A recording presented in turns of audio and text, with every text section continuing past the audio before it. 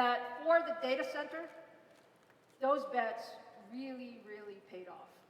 And they are the foundation of all that we're going to show you today in terms of the second generation of Epic and how we bring that all together.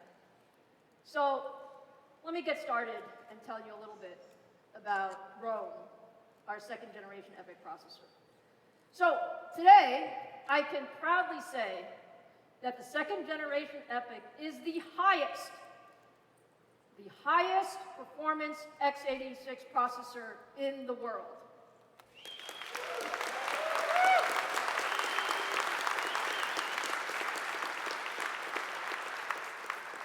And it comes with incredible performance. And we are going to spend the next 90 minutes showing you performance benchmark after performance benchmark, workload after workload.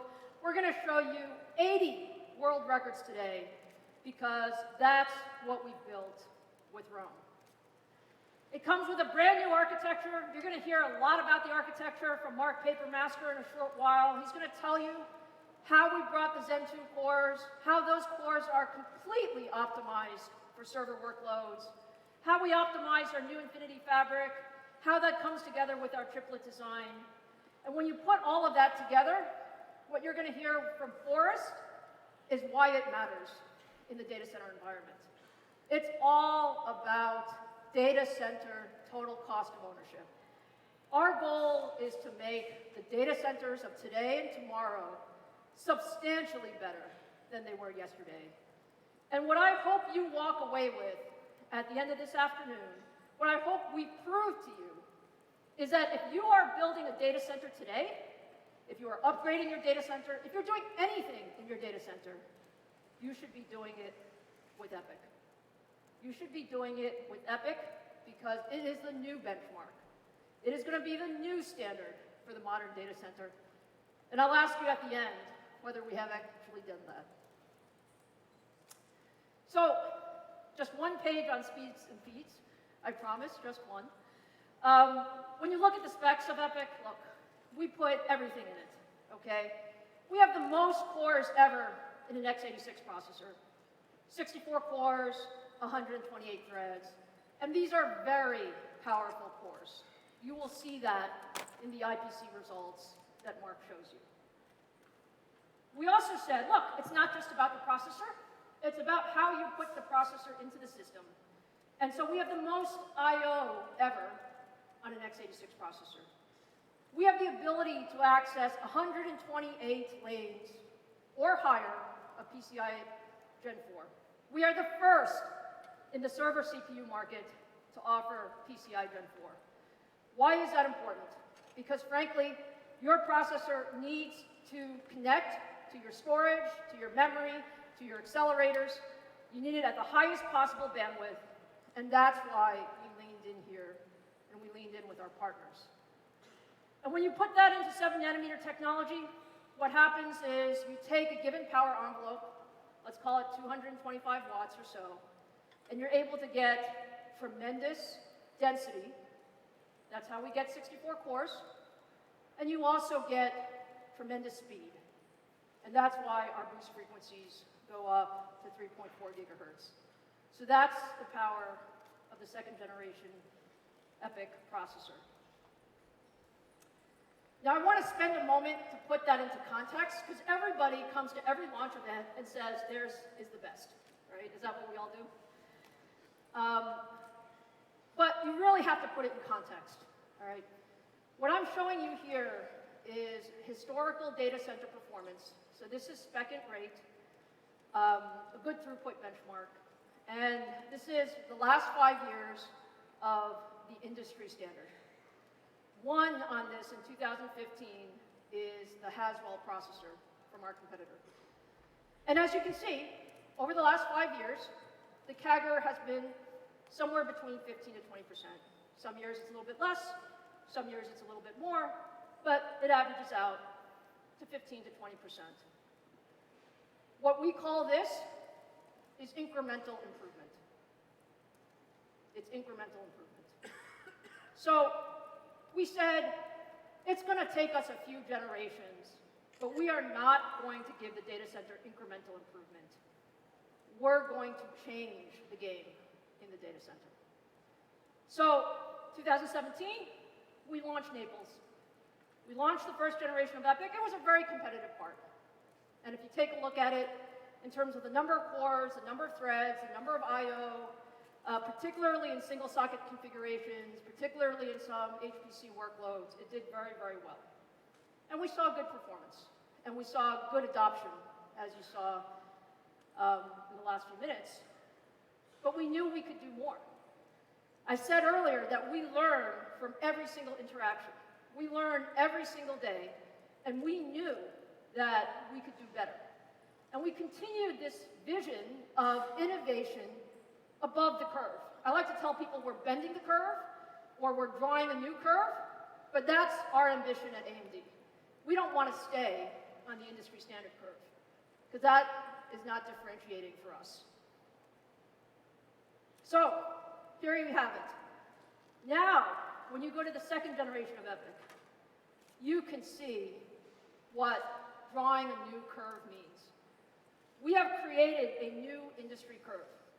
The second generation of EPYC, and we're going to show you in plenty of gory detail, increases performance by 2x compared to today's industry standard.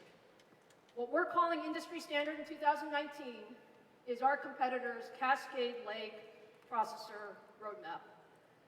It is something that the competition just introduced a few months ago, and we are almost double of their performance. And that's what we call changing the game.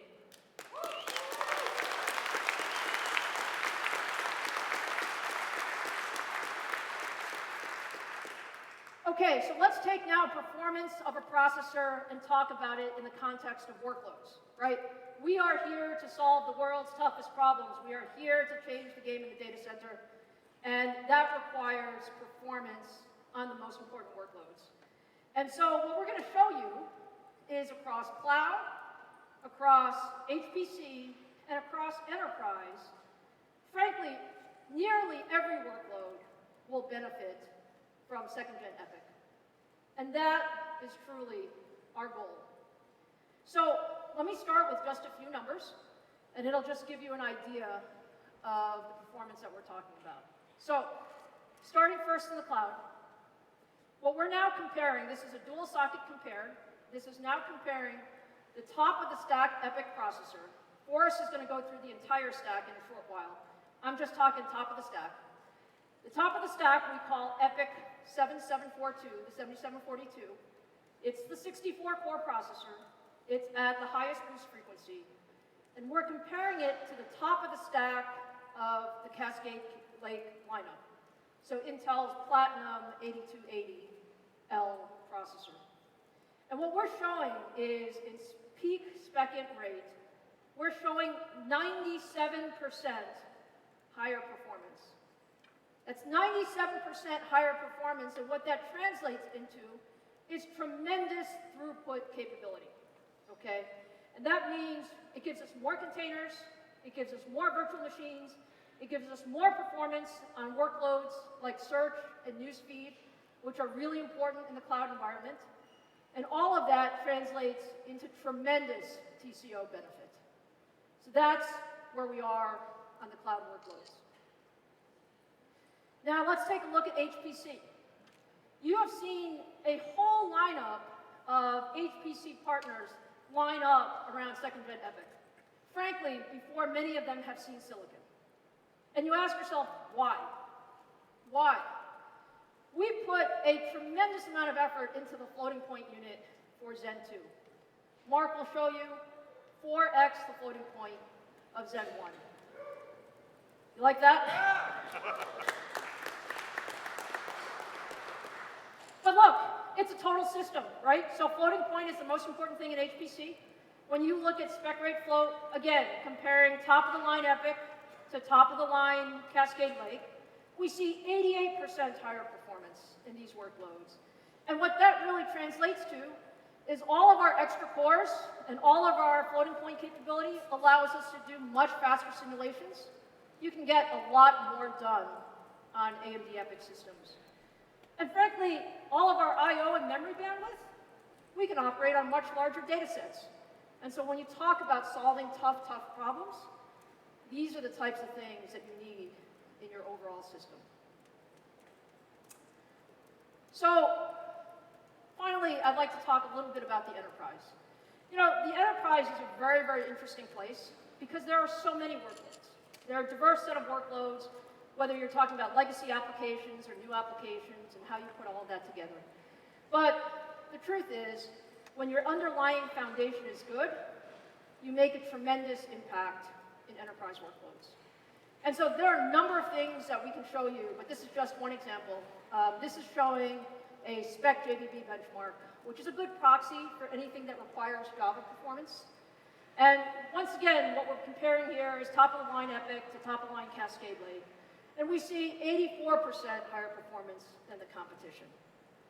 And what you're seeing is the processor capability for enterprise workloads, because we have those 64 cores per socket, because we get more than double the VM density, because we have that additional memory bandwidth, it gives us tremendous capability, including world records in database performance that I think you're going to be very, very excited with. So there are many things that we can show you. Now you know that server-type demos are better with some time. And so I hope you will have a chance to visit our transformation zone, which is right outside of the theater, because we have a number of real-world head-to-head demos. You'll see dual-socket performance across a number of workloads, again, comparing top-of-stack EPYC to top-of-stack Cascade Lake. You'll see finite element analysis, fluid dynamics, some container applications, some popular database stuff. And what you see is across a broad variety of workloads, you'll see 1.5x to 2x performance. So really, really exceptional performance. Now, I hope you've gotten a little bit of a flavor of what we're trying to accomplish with second generation EPYC. We are really here throughout the afternoon to prove it to you. And like I said, we will show you proof point after proof point of our value proposition.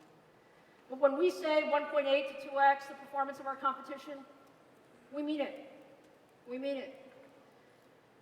When you take a look at how we're positioning the stack, and Forrest will go through that in a little while, what we're saying is we're going to offer you exceptional performance for a good price. And what does that mean? That means on many, many cases, we're talking about 2x performance per dollar, even going up close to 4x when you get to the top of the stack. And then when you look at all of this capability, it gives you the opportunity for lower OpEx as well as lower CapEx. And the most important thing that we're going to come back with each time is, what does it mean for the data center operator? We are not talking about theoretical benchmarks. We're not talking about theoretical performance uplifts. We're talking about real-world applications where you see 25 to 50% improvement in total cost of ownership, just by going to second generation EPYC. So we think that's a phenomenal value proposition, and one that will keep coming as the key to our message. So now let me talk a little bit about how you deliver all this, okay? I said earlier, you can't do it alone. This is not a personal sport. The ecosystem is incredibly important, and the ecosystem is today here in full force. We believe that with our OEMs, our ODMs, our hardware partners, our software partners, that we have something truly special with second gen EPYC. You can't accomplish the first processor with PCI Gen 4 if you're not working really closely with the ecosystem.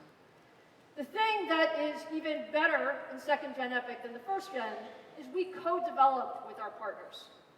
We co-developed in parallel, so we would have, once the silicon was ready, we would have the ecosystem ready with us also on day one.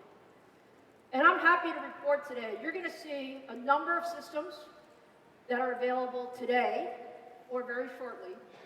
And we have over double the number of platforms that will be available on second gen EPYC compared to the first gen EPYC. And you'll see the breadth of the platforms that we're talking about. So I'm really excited by that as well.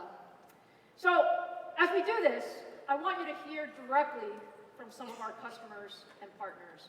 And so with that, for our very, very first guest of the day, I would like to invite Mark Potter from HP Enterprise, who's the Chief Technology Officer, to the stage to talk about HPE. Mark?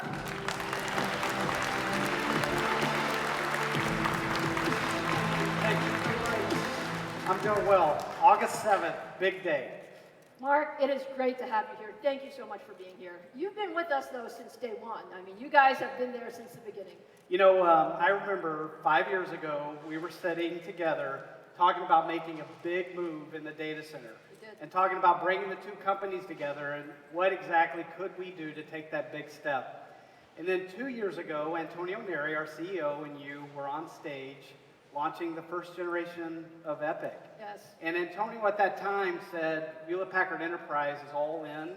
This is a strategic partnership, and we've been working a lot. So today, August 7th, 7 nanometer, I love that, is a culmination of a lot of hard work and collaboration by the teams. Well, look, we can't thank HP enough. I mean, you guys have been phenomenal with our engineering team. Now, we've done so much together on first gen EPYC, but Mark, the guys really want to know what we're doing on second gen EPYC. Yeah, I figured you guys did. I would just say we've been busy, very, very busy. We have been developing with your teams a full portfolio of highly workload optimized systems. Lisa, you talked a lot about it matters, performance, and TCO. We've been busy from, I would say, leadership, high performance computing systems to deal with the biggest, baddest workloads in modeling and simulation, big as in big data analytics, as well as AI ML, as well as leadership database systems, analytics systems, virtualization leadership platforms across the board. And I'm super pleased to announce today we have 3 systems available. By the way, can I say that again? Yes. Available today, Mark? Available today. We are announcing, yes.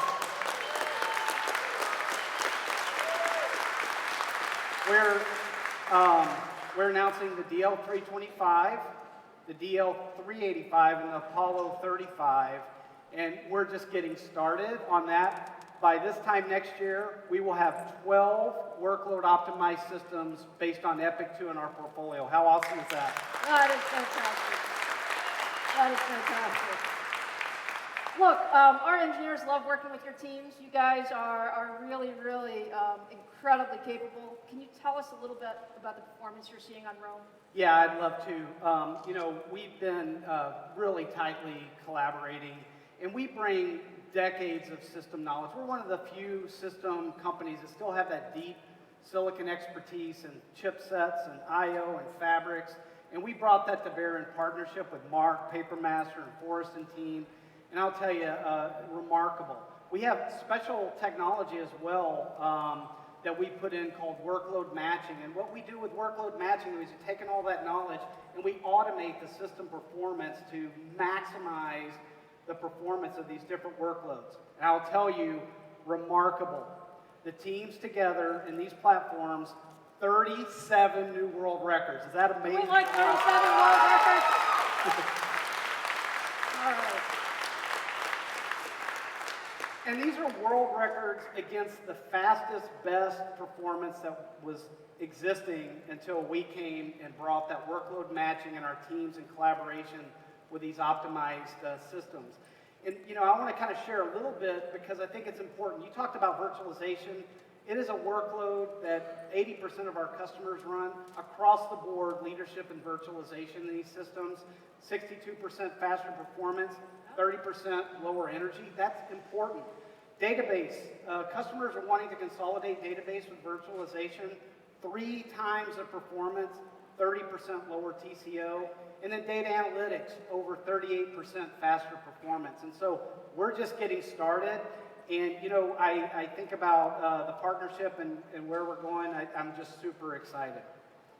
You know, I think it's phenomenal. And when you think about also some of the customers that we have that have already adopted second gen EPYC, it's just really a great thing. Yeah, and so I think also about some customers that we have, 2 that are in the high performance computing space.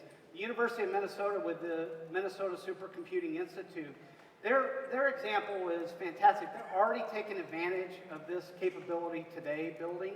And what's really interesting about them, you talked about how EPYC Generation 2 has really taken big steps forward. They're trying to create a 20,000 core supercomputer that's really ready for any workload that comes from not only the system, the university system, but for the whole state. And so they really needed something that could deal with diverse workloads in a good way. And so that workload matching is important.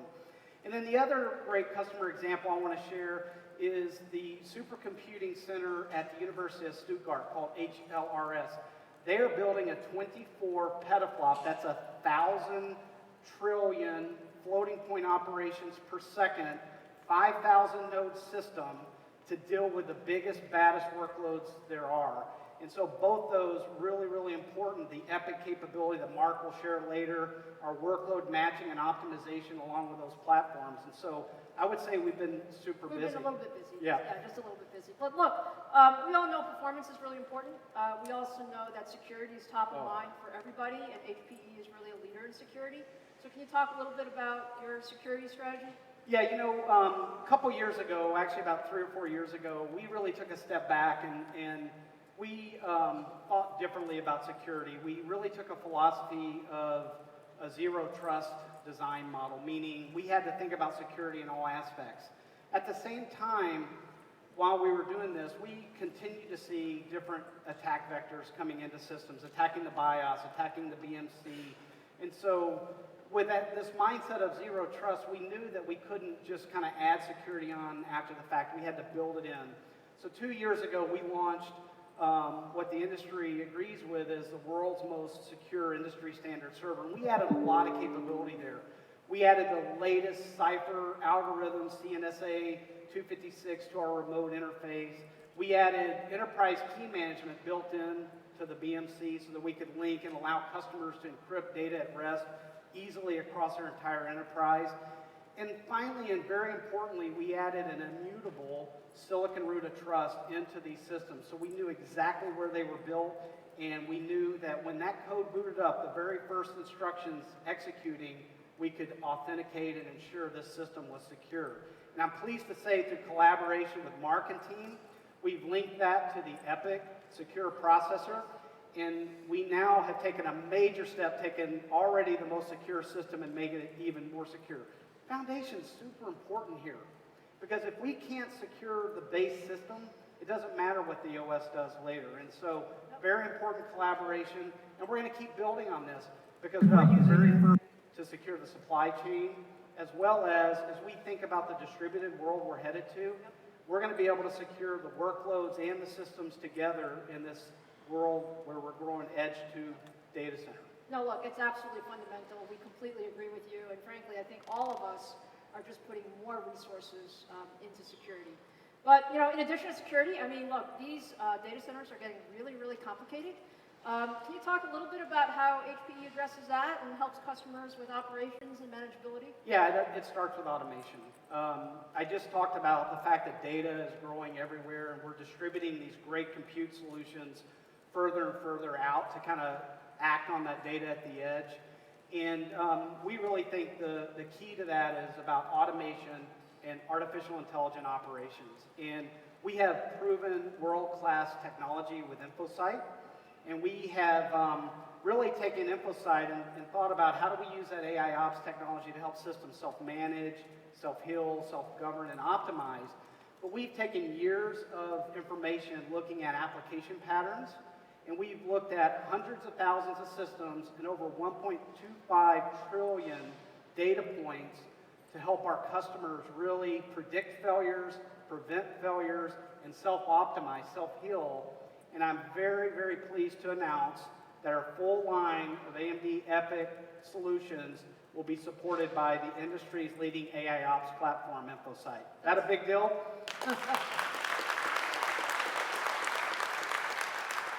Mark, absolutely fantastic. I love it. You know, we like technology, but you know, you and I also like to sell servers and put them in people's hands. So can you talk a little? Yeah, just a little bit of that. So can you talk a little bit about how people can get access to second gen Epic? Yeah, well, first I want to invite all of you to visit us out in the partner zone and come see the systems and talk to the team. They are available today. I talked about that. But I think, you know, I want to summarize. Look, we've been spending a lot of time working with you in collaboration. Not only do we have a leading portfolio of products optimized for different workloads, growing to 12, some available today, but we've surrounded that with leadership performance and embedded the world's best security, which I think is important. And we've also allowed these systems to be managed in an automated way with a world-class proven AI ops engine. But I think finally is we're delivering these systems the way our customers want. And so they can order it in the traditional way through our worldwide channel partners and buy a traditional method, or we're also making these available through our leading GreenLake as a service, so you can pay per use as well as kind of you know, be able to deploy faster. And so customers using GreenLake and our pay per use as a service offering actually save close to 30% on infrastructure costs and typically can deploy a third faster than traditional. And so we're going to deliver these the way customers want, both traditionally as well as through our multi-billion-dollar GreenLake as a service offering. That is absolutely fantastic, Mark. You know, I have to say, on behalf of the entire AMD team, we are so, so proud and pleased with the partnership. Please thank the entire HPE team, and let's go put Rome in the hands of all of our customers as soon as possible. That's our plan. Thank you. Thank you very much. Collaboration. All right.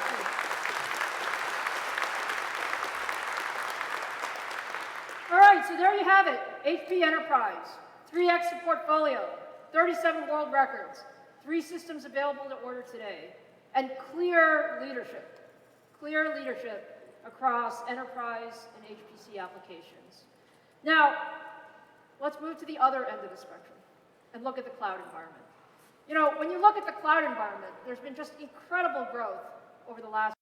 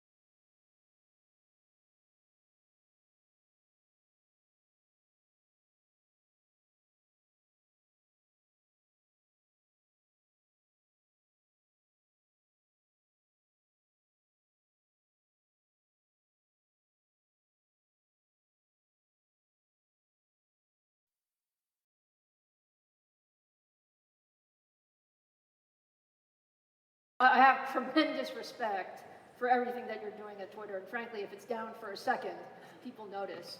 But, you know, look, I talked earlier about just the tremendous pressure that data centers are under, right? You're trying to satisfy so many people with so many demands. Can you talk a little bit about how Twitter's scaling up for all of the new demands in the data center?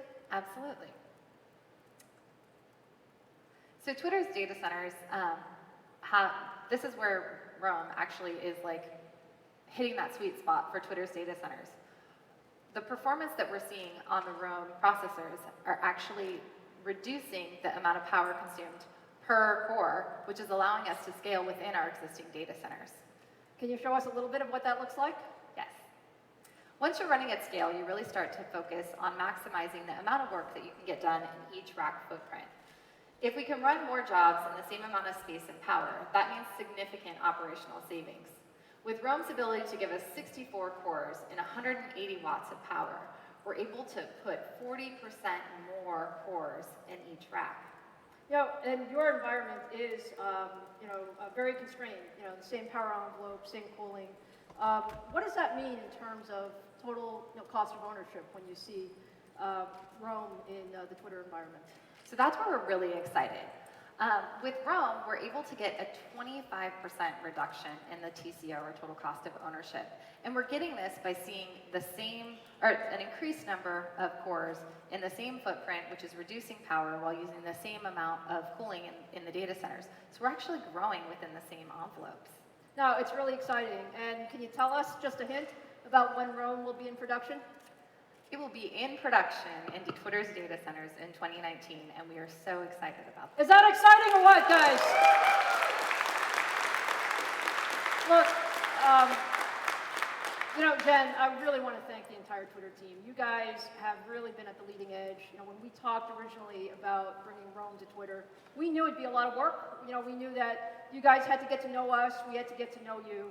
But the teamwork has been just great, and I just can't wait to have Twitter up and running with Roam. So can we do something fun to celebrate our launch? Absolutely. All right, guys, what do you think about helping us increase my Twitter followers? Did I say that? Yeah, I think I said that.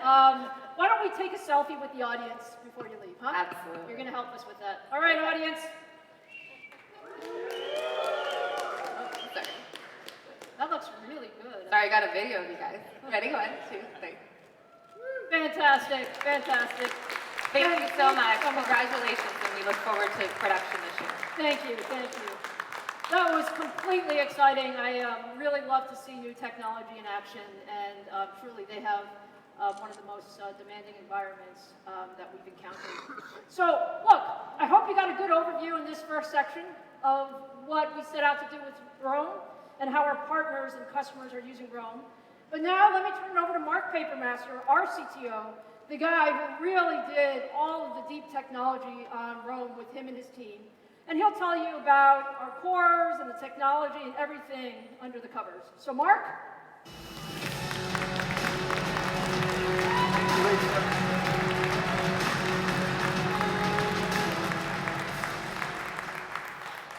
Well, I just got to say, it's such a fantastic day for us here at AMD, because this is a milestone. We've been working for years, driving back to high performance, and here we are today in a leadership position.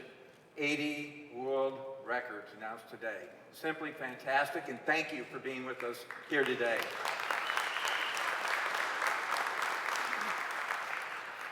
Well, I'll tell you, I have to start by talking about our journey. Because, we were, from the get-go, as we launched our focused effort at AMD about getting back to high performance, and that's what Zen was all about. It was about that 52% generational IPC leap as we launched Zen. And, I remember that at that time, right, as we went through the roadmap, talking to our customers, talking to the press and analysts, and reminding them that for us at AMD, it's about the roadmap. It's about focused execution. And so I couldn't be more pleased as we roll out Zen 2 in 7 nanometer as planned. And of course, have our Zen 3 design on track, because it's about the trajectory that we're on. We called our play, our roadmap is stable, and we are executing. And that's what our customers need from us. That's what we're providing at AMD.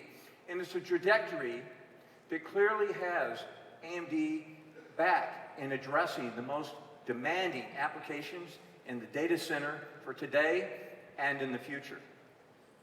Moreover, we are accomplishing our goal we set out to do, and that's to be a fully bankable supplier for x86 high performance in the industry. And you don't get there without taking some pretty big bets. And that's exactly what we did. You look at what it takes to get to that leadership position, what it takes to get to those world records. You have to make those decisions years in advance. It's the unfortunate fact about microprocessor and technology development is it's a multi-year lead time. And so we started right off the bat with 7 nanometer technology. We looked at it, and we looked at the unique opportunity that full node could give us. We looked at it from a design standpoint, and we said, look, this is a second generation design, but it can't just be a bump off of Zen, we ended up touching most every execution unit in our Zen CPU and coming back at it, driving the most performance that we could. And then, of course, our Infinity Fabric. Because as you move forward in driving performance, you've got to keep that interconnectivity and that controllability to equally scale with the design elements. And of course, security is foundational. So with Zen 2 and our product family, we further strengthen our security posture. And that's what we'll spend a few minutes with, going through some detail associated with our big bets and the results. What do they deliver to our end customers? So we started with that 7 nanometer. It was a tough lift. 7 nanometer is a very challenging node. We were in 14 nanometer, 50 some odd masking levels and creating a 14 nanometer chip that jumped by over 50% in terms of the levels, and the resistivity changed and the patterning, and it created a challenge that couldn't be done without an incredible cooperation from design, the foundry, and the CAD and EDA industry. And that's exactly what we did. We took on that challenge.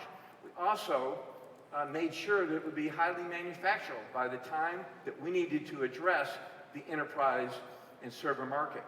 And so we leveraged mobile designs going out in front of us in 7, our Radeon product line, and our Ryzen high-performance desktop line, ramping up the volume and ironing out any manufacturing, smoothing and optimizations for yield in advance of this critical enterprise launch today. So, the next thing, the decision that we had to make some years back, was how to take advantage, how to best take advantage of 7 nanometer. Because you could say, look, I'm going to leverage this technology to get, really half the power. It has tremendous energy efficiency. So you can take really half the power at the same performance. But that's not what server customers need. A server is power constrained. And so what you want is the most computing that you can deliver at the power that you provisioned for that rack. And so it was obvious to us. Take advantage of the density that 7 nanometer provided to double that cores in roughly the same power envelope which we had delivered in the previous EPYC generation. And so, that is really where 7 nanometer delivers. So it's right smack in the heart of what server customers need. More performance per rack in the data center. And of course, as I said, design. So if you look at the industry norm, IPC, instruction per clock, increases about 5% every year. So a normal trajectory would be about a 10% generational increase going from Zen 1 to Zen 2. But we achieved 15%. So it was really a great job by the design team. But I think it's really instructional to actually look under the covers a little bit about IPC. And when you do that, you can see, any metric, spec a CPU, spec int, is a very, very common proxy. It's representative of such a broad range of workloads, and you see those elements, those components of spec CPU along the x-axis. And you see that there's a whole range, and that's how that 15% IPC is calculated.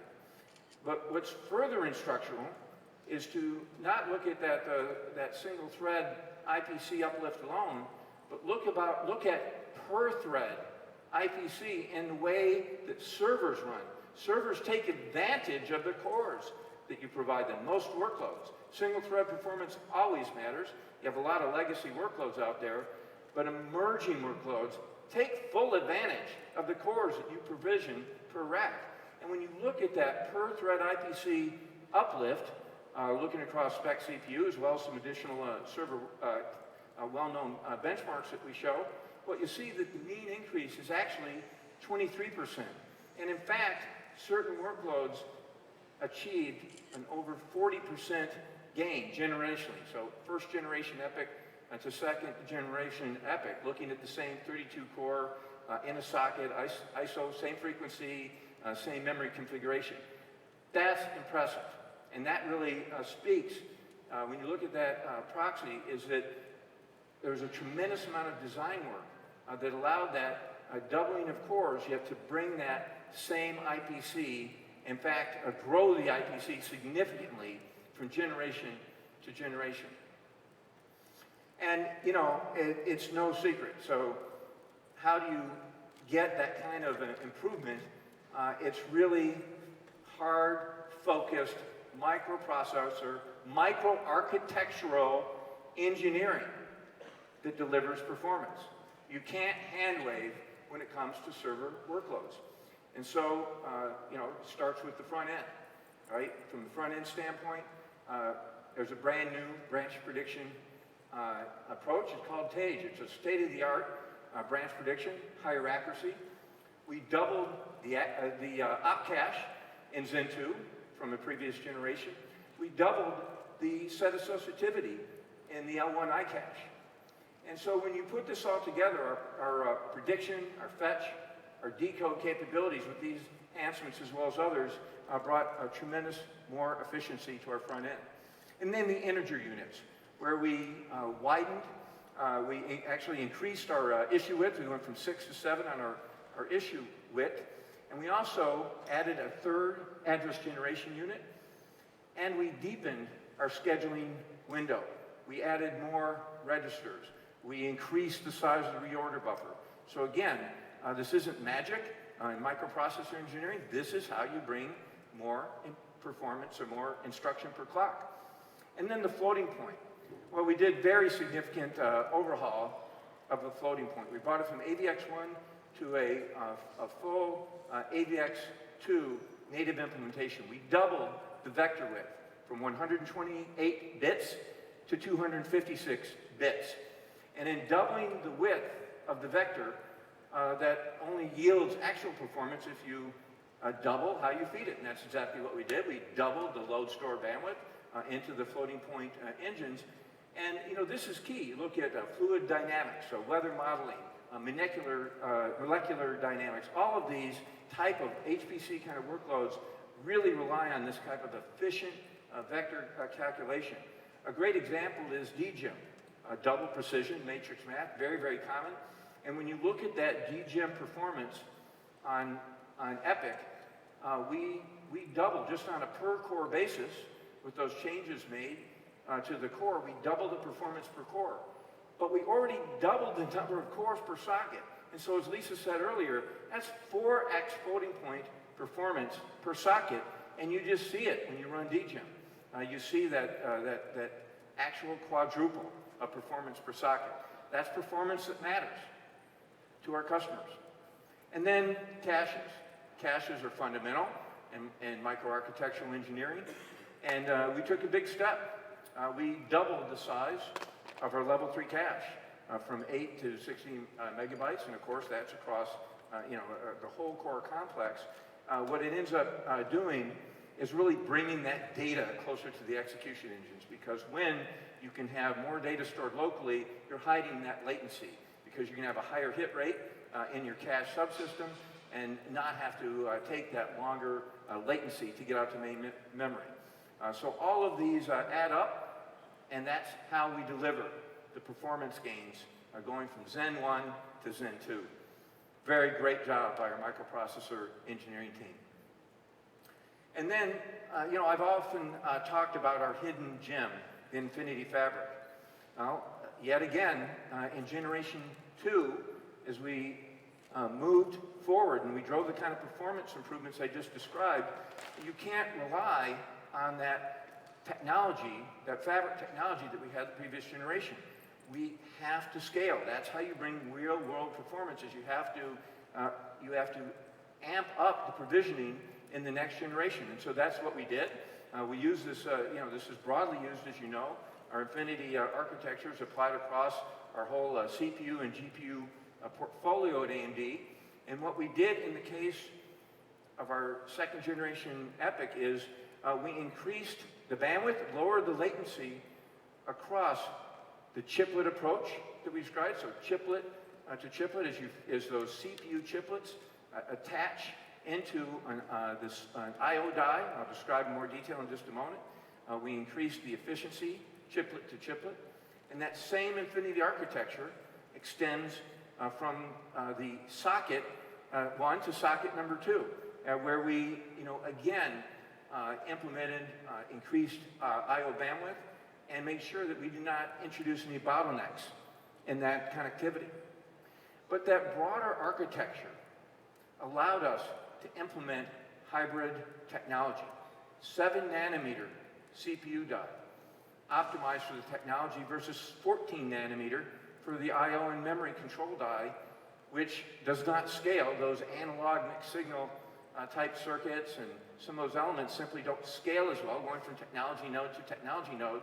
So that's what we did. We leveraged that, and the best way to see that is looking at a socket photo. So you see a single Epyc on the left and a single Epyc socket second generation on the right, and it's very visible to you, that difference. We maintain with Infinity architecture the same SoC, the same system on a chip approach that we had done in generation 1. But generation 1 was organized in a multi-chip carrier, so we had 4 SoCs connected by that Infinity architecture. But in the second generation, as well as amping up the performance, we put in the flexibility, again, to go hybrid technology. So easy to make these easier to make 7 nanometer die. They're 70-some millimeters squared in area. And what we have is 8 cores in each, 8 die, all connecting in through the second generation Infinity Fabric to that 14 nanometer I/O die, and then on to I/O memory. So the benefit is that flexibility, the configuration options that we have, that we now enable our customers to develop many more options of configurability, and also importantly for our customers is a more unified memory architecture with this design. Again, 8 CPU dies coming into a centralized I/O memory die, and then out to the associated memory and I/O channels, and still keeping the high provisioning that we had, 8 memory channels and 128 PCIe lanes. So, very, very, very key improvements that we made going from first generation to second generation. But we didn't just keep those memory channels in those I/O lanes the same. We amped up both of them. If you look at what we did, we doubled the I/O bandwidth, we doubled the memory density, and we increased the memory bandwidth. In fact, the speeds of the memories went up to 3,200 megahertz. And when you take that across all 8 channels that we feed, what you end up with is an industry-leading 204 gigabyte of memory bandwidth. Industry-leading memory bandwidth. And what we did from a standpoint of configurability is we actually decoupled that memory frequency from I/O, so we have many more options that we have of how many memory channels are deployed, and again, the ultimate SKUs that customers can offer, leveraging second generation Epyc. And PCI Gen 4, it provides leadership. As I said, it's a doubling. And so for the x86 market, being able to go from 8 gigatransfers per second on those lanes to 16 gigatransfers per second with PCIe Gen 4, it matters. It matters in application performance. And I've got a couple of examples that are pretty straightforward. You look at where that PCIe Gen 4 makes a ready difference. 2x the read-write bandwidth, and it scales linearly as you add non-volatile memory. So you have an application that's very dependent on IOPS. You saw already in first generation Epyc how with 128 PCIe lanes, you surround that with NVMe, you have just a phenomenal IOPS that you can provide for server applications that leverage NVMe, and now double that type of read-write bandwidth and scaling as you add NVMe drives. Fantastic. And another example, network performance. You look at a doubling of the InfiniBand read bandwidth going from PCIe Gen 3 to Gen 4 on this InfiniBand NIC. So again, this is, and I haven't even gone yet to, of course, accelerators, right? You take PCIe Gen 4 to GPUs or Radeon GPUs and to other industry accelerators, and you're going to reap that same benefit. So put it all together. Infinity architecture provides scalability. And I show an example first with, on the left side with spec int rate, and on the right side with spec JBB. And you see near perfect scalability. And that's really hard to do in a fully coherent, symmetric multiprocessor. And it takes the type of changes I described. We doubled the L3 cache, as I said. We improved the memory bandwidth, the prefetching. We have a very sophisticated coherency mechanism that we added with second generation Zen. And we improved the socket to memory latency. All of those things added up and were necessary. And when you look at that, across one socket, can we in fact do that across two sockets? And the answer is yes, because we improved the fabric frequencies, socket to socket. We improved the memory frequencies, we improved the cross-socket bandwidth, and we added efficiency improvements. And that enabled us not only to scale within socket, but socket to socket across our 2P configurations. So near perfect scalability with second generation Epyc. All right, well, I'll tell you, it's very fun. I could pretty much go on forever sharing on behalf of our engineers at AMD what we've done from an engineering standpoint on the design, but I think it's a lot better to hear from customers. And I'd like to start with hearing from a really great partner of AMD, whose company Dell EMC is doing extremely well in the market.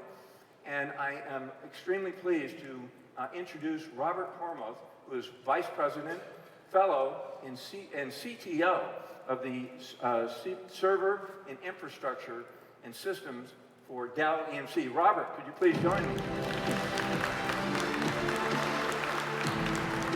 Now, Mark, how are you doing? Great. Very good.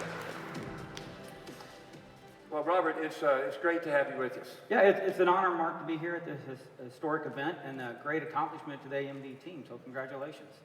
Well, thank you for the commitment, the great partnership, the work that we've been able to do with you and Dell EMC. And Robert, I think it'd be great if we started and just heard from you some of the challenges that your customers are facing today in the server and data center space. Yeah, that's a great question, Mark. I mean, we see, we have a deep engagement with a lot of our customers, and the pace of technology is moving very rapidly today. And there's a lot of new emerging workloads like machine learning, AI, data analytics. Digital transformation is everywhere, and so customers are having to embark on that journey. And it's kind of an interesting time because when you look at compute in general, we're kind of moving from this era where we use compute to create data to this era where we're using compute to consume it. And it's driving, a lot of new outcomes. And so businesses are going on this transformation, this digital transformation, to drive new outcomes in this hyper-competitive environment. Well, here's the question. As they're going through those transformation, what's the challenge on, technology innovations that they need to help them speed that journey?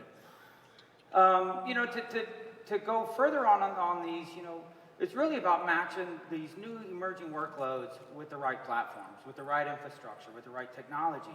AI and ML needs high-performance CPUs and I/O bandwidth. Advanced analytics need incredible amounts of I/O bandwidth and speeds. Virtualization and VDI can benefit greatly from enhanced core count to drive up VM and VDI density.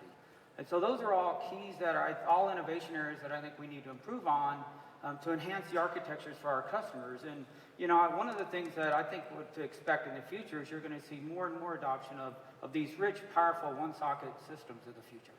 Well, I'd like to hear more about that. And of course, I have a little bias here, so I'd love to hear from you how you've been able to leverage AMD Epyc is a way to attack bringing some of those innovations to market.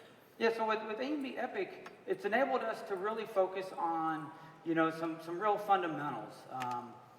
around enhancing our platforms, optimizing for unique things, and to take advantage of all those new capabilities that you bring.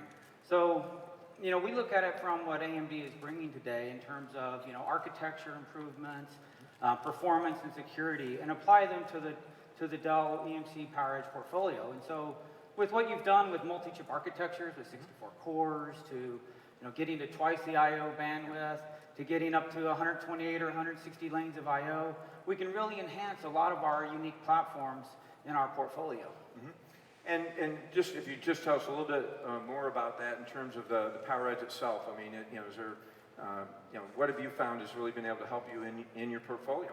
Yeah, so we have a great first generation Epyc portfolio that we launched with you a while back. And so we continue to engage with our customers deeply and, make sure that we enhance and take advantage of all the unique capabilities that you bring. And so, for example, two of the first generation platforms that we brought to market were rich one-socket configurations that were really disruptive and first in their class and a new disruptive TCO for the market. Well, that's great. I've read your blogs. You've been prolific in sharing with us in the industry on some of your thoughts there and how you've deployed that in PowerEdge. Of course, then I have to ask you, we're excited to have you with us today. What can you share with us on what's coming from Dell EMC in the future? So what we're going to continue to do is optimize and listen to our customers. Look at these new emerging workloads. Look at how we can take advantage of your unique architectures, how we can optimize our platforms to take advantage of that. So we'll be expanding our AMD server portfolio in this fall. And, we'll be continuing to enhance that around the workload optimized that are best fit for our customers. Well, that's fantastic. I cannot wait to see the new PowerEdge servers coming out this fall. Robert, thank you so much. Hey, thank you, Mark. Enjoyed it.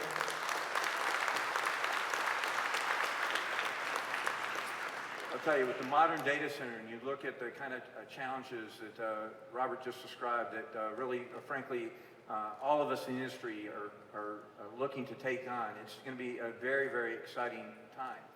But one thing's for certain, and that is where we all, of course, have to stay focused on is security.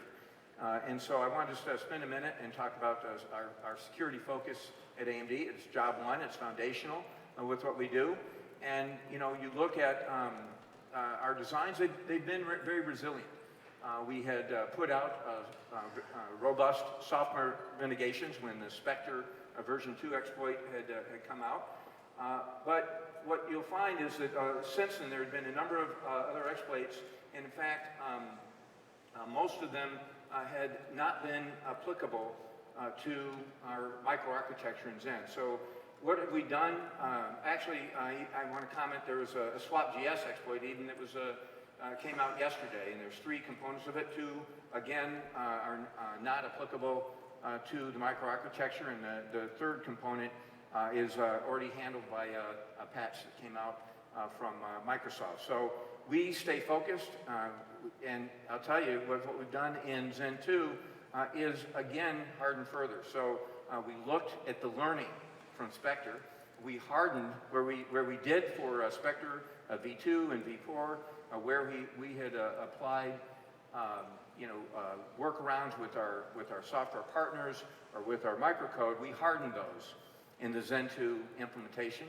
So we've taken a strong security, we've made it stronger, and we continue to stay incredibly focused on security going forward. In fact, in addition to hardening those features, you heard mention from our key customer earlier about the Epyc secure processor. So we have a processor within a processor on our AMD chips that do establish that root of trust. It's an isolated processor, security processor, so that continues. We have the SME, where you can take our memory and on the fly encrypt as you go through the memory controller with negligible performance. So SME is a key feature of our second gen Epyc. And then SEV, our ability to encrypt partitions and really take advantage in virtualized computing. So virtualization is so dominant in our field today, and we have support for 15 unique cryptographic keys in our previous generation. Now, that is now 509 unique cryptographic keys that can be supported with SEV2 in second generation EPYC. So we're very excited about this, and I think it's going to really expand our offerings and our product adoption, these key security features that we offer on the EPYC platform.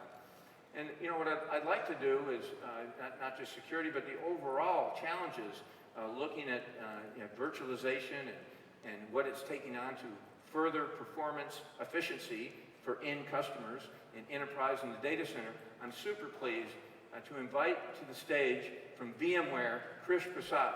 Krish is a Senior Vice President and GM of the Cloud Business Unit. Please welcome Krish.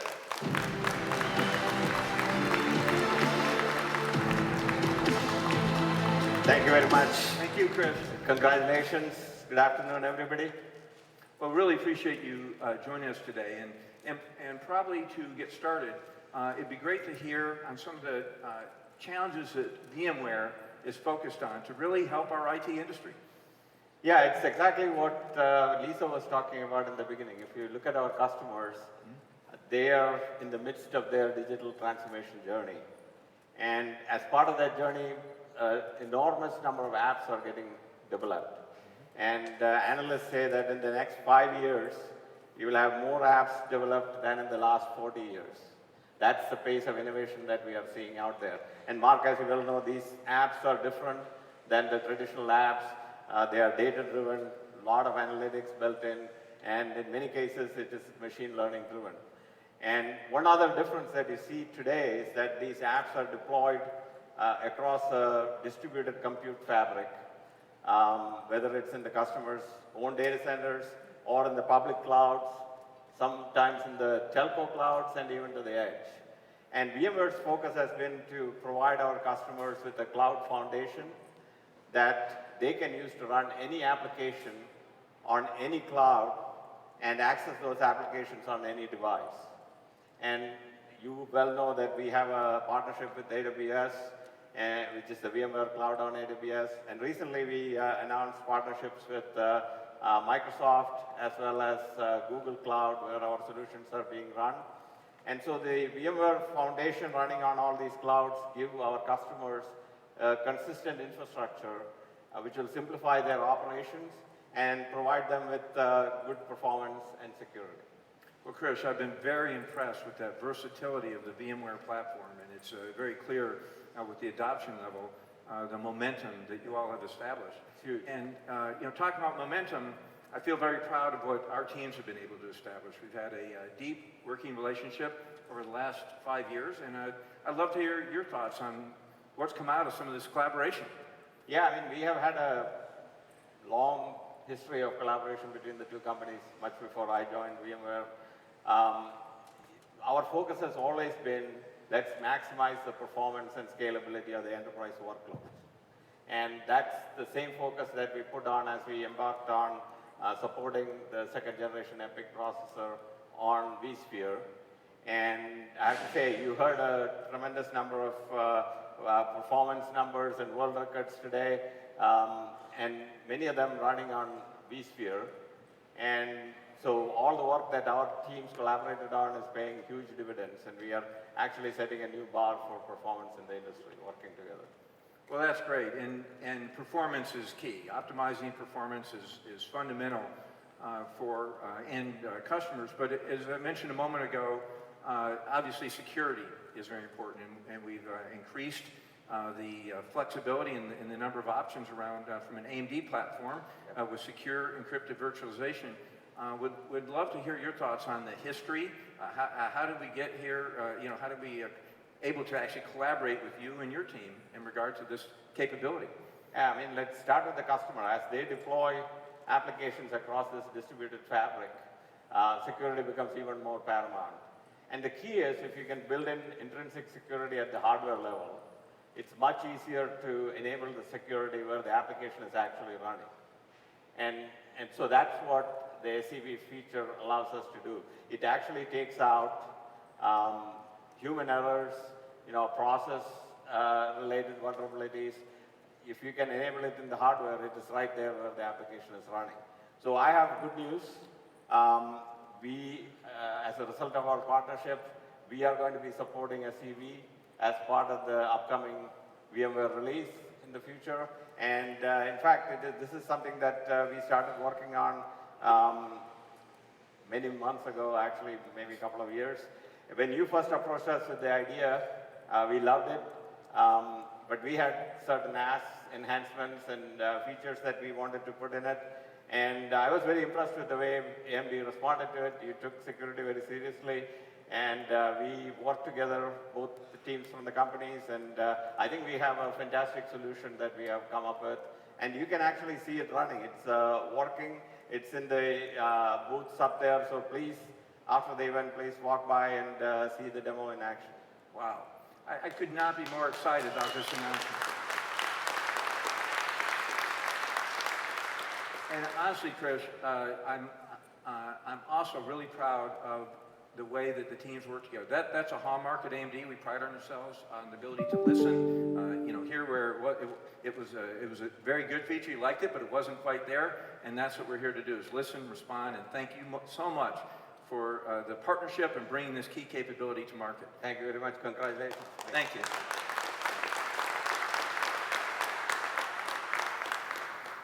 All right.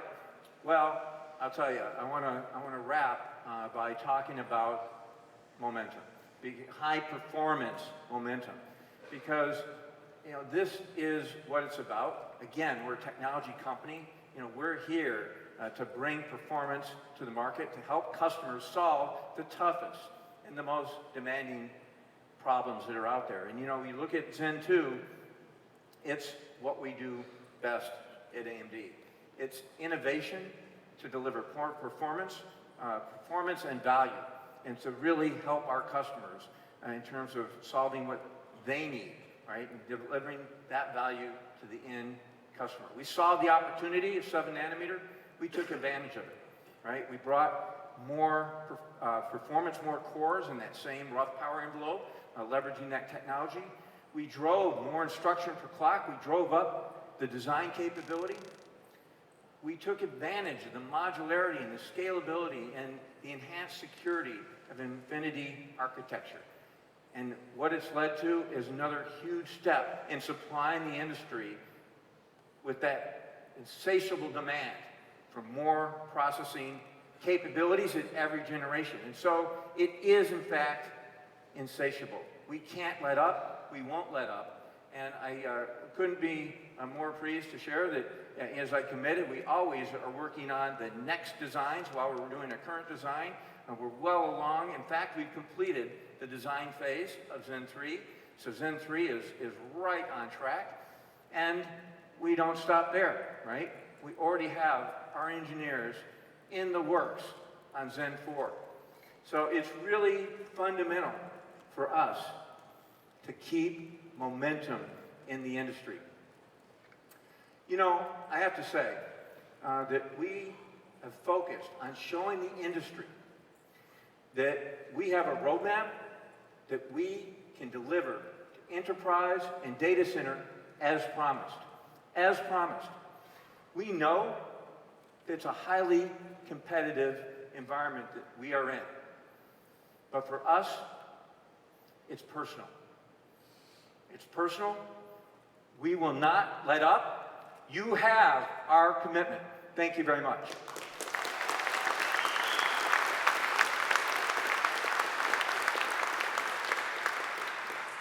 And with that, I am very excited that we hear about how this technology translates into our system implementations from my colleague and my EPYC partner, Forrest Norrod. Please welcome Forrest. Thank you, Mark.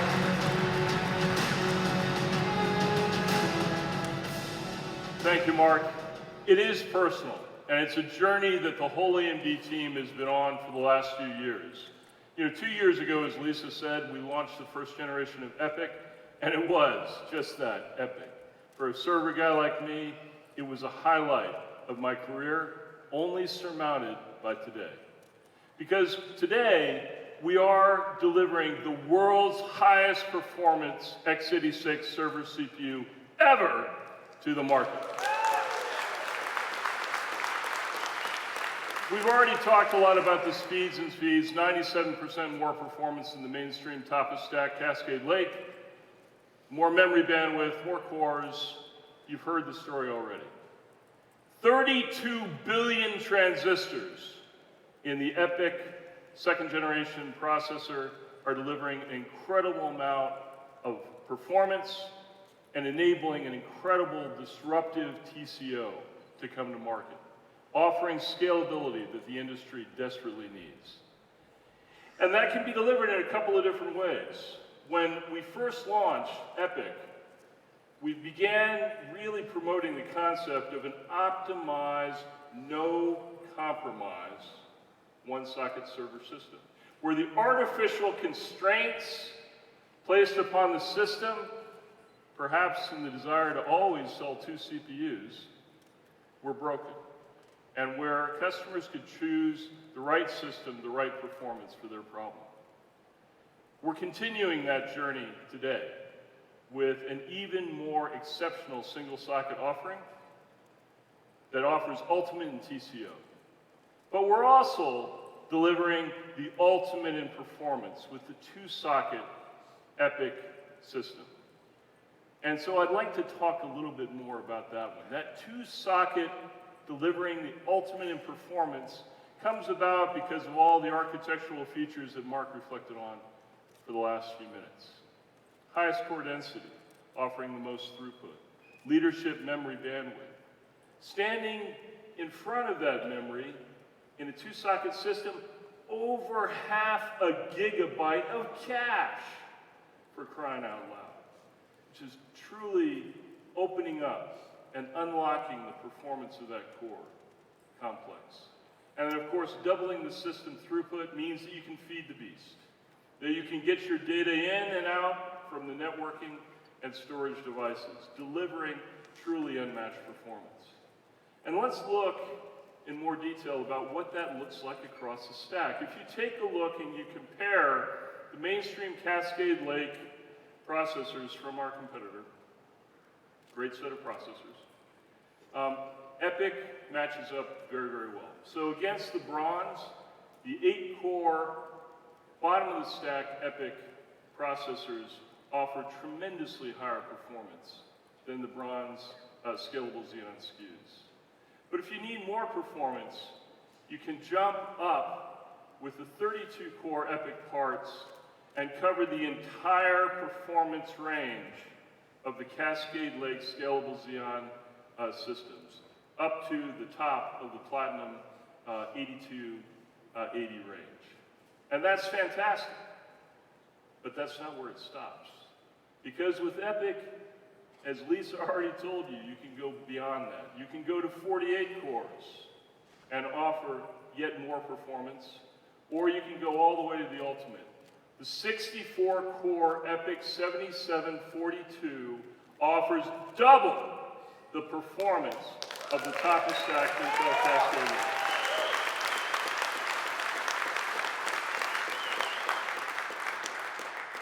Lake. AMD engineering team has done a great job with delivering this level of performance, this level of disruptive innovation. I'm incredibly proud of what they've done. But what that translates into is that 80 world records as of today and counting. Every day adding another world record, and not just in one narrow range, not just in one application, not just in one segment, but world records across a full range of workloads that you see in the modern data center, from high-performance computing to enterprise, software-defined infrastructure, big data, cloud, you name it. EPYC is delivering truly exceptional performance, which is, again, just an incredible point of pride for AMD and for all of our system and software partners. And in looking at that performance a little bit more deeply, I want to hone in to the enterprise side a little bit, because the Java performance, which is so relevant for so many on-premise enterprise applications today, is truly exceptional, offering 68% more crit ops performance, 83% more throughput performance. That's real performance that we're bringing to the enterprise. And you might say, well, so what? You've got some, hey, Forrest, you got great 80 world records, you got great benchmarks. It's just numbers on a slide. Who cares? Who cares? Well, our customers should care. Because in the real world, that level of performance translates into disruptive economics. If you take a look at a typical on-prem deployment of an online retail store, this particular example, the customer had 60 Intel two-socket servers, delivering in aggregate very high performance, 11 million job operations per second, powering that retail store. Well, that same level of performance with EPYC can be delivered in a completely different way. We can deliver with two-socket second generation EPYC that same level of performance with 83% more performance per server, translating into 45% fewer servers, 33 versus 60, which means 44% lower total cost of ownership all in. The companies that deploy EPYC will have a strategic advantage because the performance that we give them translates into materially lower total cost of ownership, allowing them to spend more money on innovation, more money on customer support, more money on driving their business, rather than just providing the infrastructure. That is truly disruptive. That's the power of AMD Epyc. And of course, beyond the enterprise, there's nowhere where high performance is more important than, of course, in high performance computing. Sort of the name defines the importance of performance. And in high performance computing, those benchmark results, those world records, translate into real world performance for the scientists and the engineers, the product designers and the researchers that need to use high performance clusters of systems to design new products and to do scientific research.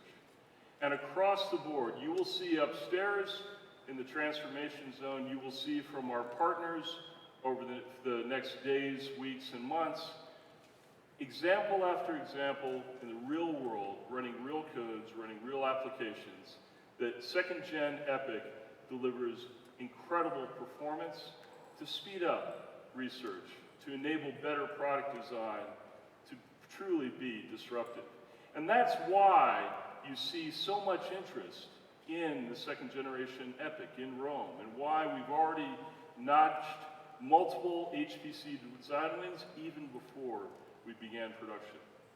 And so, to tell you a little bit more about the reaction and the excitement in the HPC community, there's no person better than the leader, longtime leader in HPC, which is Cray, and so I'd like to invite Pete Ungaro, the CEO of Cray, to the stage.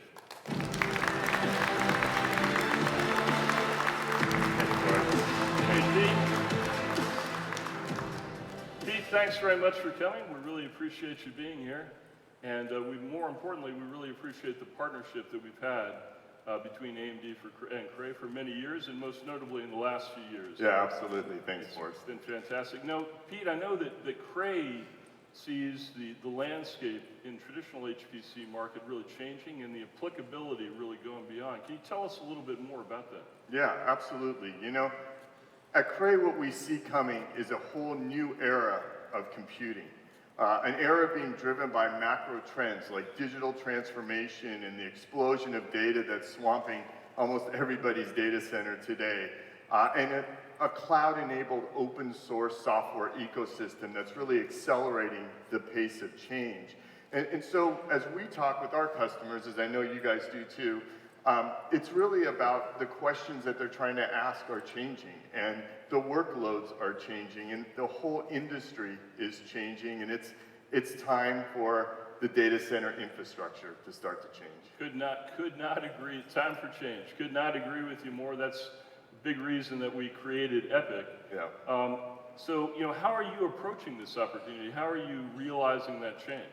Well, about 5 years ago, we started a process and really a journey at Cray to really start to rethink the data center and to really rethink about how we're going to build and architect a machine for the future. And that really has come together in what we call Shasta, which is an architecture that's built for the next 10 years of processor and accelerator architectures going forward. So we're pretty excited about pulling all of that together. From the ground up, Shasta's been built as a data-centric architecture, really thinking about these workloads, thinking about the convergence of the applications from IoT to artificial intelligence and analytics and modeling and simulation, and bringing those all together on a single system, bringing those all together in a single workflow, and doing it at unprecedented scale and often in real time, as people need to do today.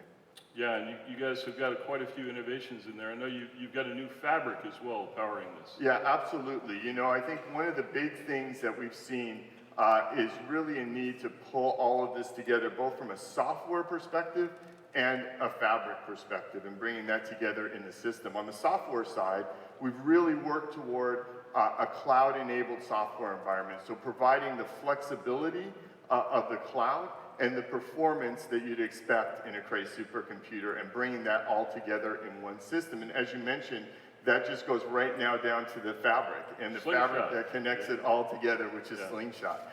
Slingshot's a really amazing rethinking of that fabric and how we build this fabric, not just for high-performance computing, but for these new workloads like analytics and AI, and what the capabilities that we need there. For instance, things like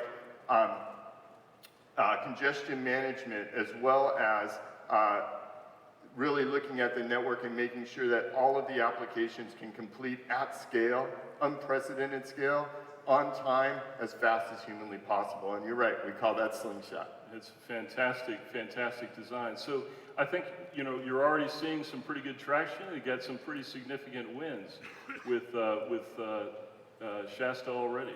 Yeah, absolutely, Forrest. We've had incredible momentum. About a year ago, we introduced EPYC to the Cray lineup, and since then, we're starting to approach about $1 billion in new bookings on the EPYC line, which is super exciting for Cray. Only money. Yeah. The machine that you have up here is the kind of granddaddy of it all, Frontier, which is a system that we got to stand together with you and Lisa and Mark, together with the Secretary of Energy and Oak Ridge National Laboratory, and talk about the next generation of computing, an exascale computer. This system is going to operate at more than 1.5 quintillion operations per second. And just to give you a perspective, if you take the 100 fastest supercomputers in the world today and combine those all together, Frontier will be faster than all of those based on Cray and EPYC. That's incredible. That is truly an amazing leap. Yeah. So you've got some other wins. It's not just as big and as exciting as Frontier is. You've got some other great wins as well. Yeah, absolutely. Just across the bay from us, we have NERSC, the National Energy Research Scientific Computing Center, who's getting a brand new Cray Shasta system with AMD Epyc processors to support their 7,000 scientists that they have to support across a broad range of applications and workflows, and solving some of the most complex scientific challenges on the planet. We also just announced at the Department of Defense their high-performance computing modernization program. We're going to install 2 EPYC-based supercomputers with the Department of Defense, but it's not just all about the research laboratories. We're also doing the same thing in going after commercial applications that are very challenging. Rich Energy Haas1 F1 racing team, the guys that are trying to build the fastest and most fuel-efficient cars on the planet, are using a Cray supercomputer with EPYC processors as we go together, and really, they've seen 45% performance improvement on the previous generation of EPYC overall. That's fantastic. Yeah, that was with first generation. They'll see even more with second. But I know you've got one more win to talk about today. Yeah, we're super excited to be here today and announce a brand new win for us that we're just announcing today with the Air Force Weather Agency. They selected a Cray supercomputer with Rome processors to do weather forecasts, really high fidelity weather forecasts for the US military operations around the world. This is really exciting for us because this is the first Shasta that's going to be delivered into the weather segment. It's a brand new customer for us overall. And Forrest, as you know, weather is one of the most challenging workflows on the planet, and the high memory bandwidth of Epic is really important for them. No, it's fantastic. Some great wins together, and then I think we've got one more win to talk about here today. We got one more. So one of the things that, as we really think about delivering our systems to more and more customers across every data center, I'm just incredibly honored to introduce Matt Link, who's the Vice President of Research Technologies at Indiana University, who will be the first university customer to get a Shasta machine with Epic. And let's welcome Matt onto the stage.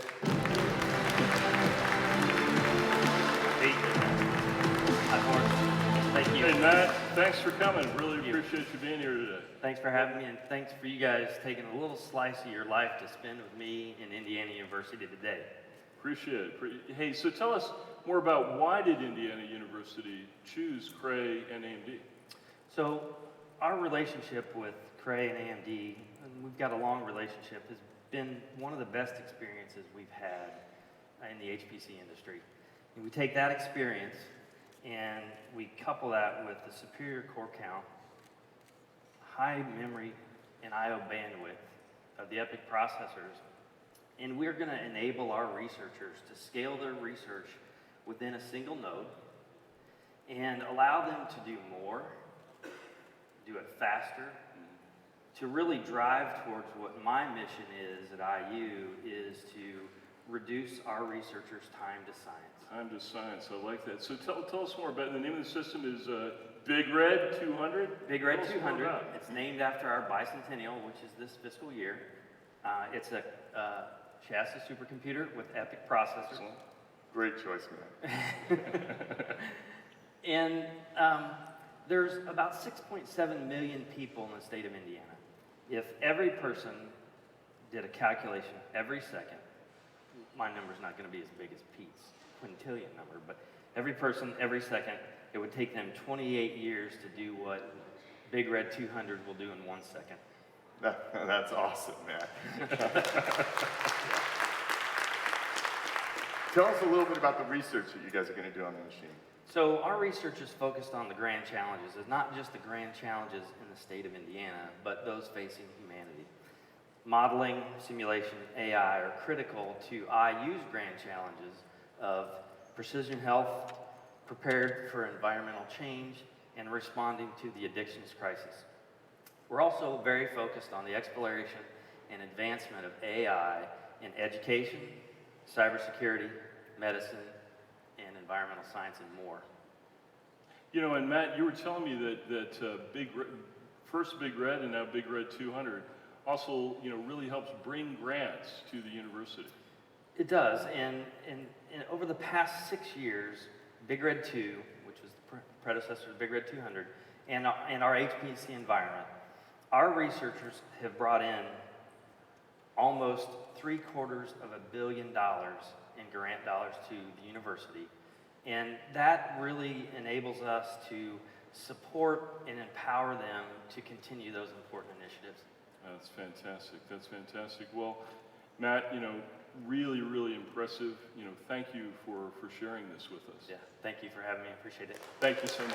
Thanks, Pete. Thanks, man. Pete, thanks a lot. Really appreciate it. Take care. So, HPC is kind of sexy. I'm an engineer. HPC is sexy. Enterprise, we don't normally think about as being sexy, but it is critical. It is foundational. It's foundational to business and foundational to all of our lives. And the performance that Epic provides and the TCO advantages that Epic provides are, incredibly important to help enterprises with their IT challenges. So on the performance side, we've already talked a little bit about this, but Epic offers demonstrably superior performance across a broad range of enterprise applications, from the Java results that we've already talked about to the #1 world record on Hadoop for data analytics, 43% better SAP performance, and the world record for virtualization performance using SpecVirt. Truly enabling high performance. And that performance delivers a completely changed economics of the virtualized data center. We talked about this before with respect to the Java performance, but I want to show you what the single socket server can do to the virtualized data center. So the single socket server with EPYC 2nd generation is not your father's single socket server. With constrained core count, with constrained performance, with constrained memory and I/O capability. This is unconstrained, unrestrained. Delivering tremendous power efficiency and density advantages because it's in a single socket configuration, offering substantial CapEx advantages as well. But with those reductions, giving up not an iota in features. With all of the resiliency, availability, and reliability features that enterprises demand. And of course, all of the security that they so desperately need here today. And then for many applications, ones that are licensed on a per socket basis, 2nd generation EPYC also provides an incredible opportunity for reducing software licensing costs, and again, unlocking the capability to deploy yet more performance. And so, if you take a look now at our single socket stack versus the Intel single socket stack, Intel did, with this latest generation, introduce an optimized set of single socket configurations in Cascade Lake. And I'm pleased to say that with the EPYC single socket configuration, our 32-core variant can cover, again, the entire range of the Intel single socket configurations. And going up to 48 or 64 cores, we can, again, more than double the performance of the highest end Cascade Lake Scalable Platinum SKU from our competitor. Maybe more importantly, because I often got, over the last couple of years, I've often received, the question, what is a single socket server good for? It's a new thing. What's it good for? I've been buying dual socket servers for years. That's what I do. I buy dual socket servers. Why are you messing with my data center? What am I going to do with this single socket server? Well, you've got to look at the performance, again, of the single socket server compared to the performance of the alternative dual socket server. And I say to you, you can do anything you can do on a dual socket server with the AMD Epyc 2nd generation single socket server because it outperforms the entire Intel Cascade Lake stack up to the 8280M in a single socket configuration.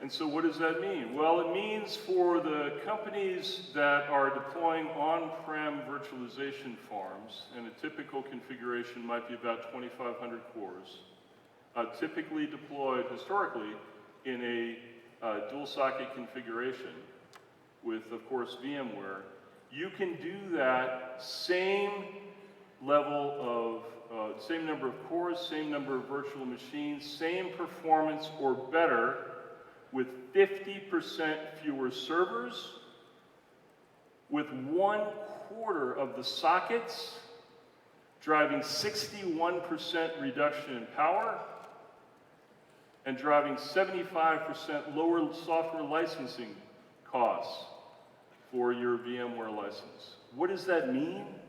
That means a 54% reduction in the total cost of ownership for a fairly standard on-prem enterprise data center farm, on-prem enterprise virtualization farm. That, again, is truly disruptive economics. That's changing the economics of the virtual data center. And I'd like to say that, one of our partners in really driving an optimized set of enterprise class, no excuses, no compromise, high performance, single socket server systems is an old partner of AMD's, a great partner of AMD's, Lenovo. And I'd like to invite Doug Fisher, the COO of Lenovo's data center group, to the stage.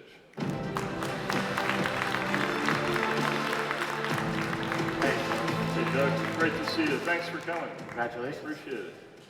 We're super excited to have you here today. We're super excited to have you here with us on this journey. Can you tell us a little bit about what problems you're seeing from your customers? Lenovo's very customer-centric. What problems are you guys trying to resolve? Yeah, we're very, very focused on our customers. We spend hours and hours with our customers daily to understand their pain points and where they're seeing areas that we could bring more and more value. It's no secret, everybody talks about really the catalyst behind a lot of the transition, the intelligent transformation that we're driving at Lenovo is data. One of the interesting data points I heard recently was if you take a look at all the data that exists on the planet today, 90% of that data was generated in the last 2 years. That's an exponential growth that we're going to see continue. And so because of that, a lot of the performance capabilities are needed to reduce the bottlenecks and drive more value for the customer, reducing pain points. These are things like high-speed storage in order to get that data into the processing capabilities, whether it's the CPU or accelerators. It's high-speed memory to accelerate latency challenges. All those elements are critical. Now, data is super important, so they're very, very concerned about security. And every IT manager out there has a budget. And so operational expenses are very, very important. So we're working together to understand those pain points and resolve those. Oh, fantastic. Well, our collaboration has been great. Tell us a little bit about the servers that you guys have built some pretty darn good servers with second gen EPYC. Why don't you tell us a little bit about that? Yes, Lenovo has a broad range of platforms under the Think system, and we're very proud to talk about 2 new platforms in our Think system lineup. These are the SR635 and XR655, both based on EPYC. Now, the thing that's unique and nice about this platform is it's designed ground up to take full advantage of EPYC's capabilities, with the PCI Gen 4, as well as getting as many and dense storage capabilities we can in there.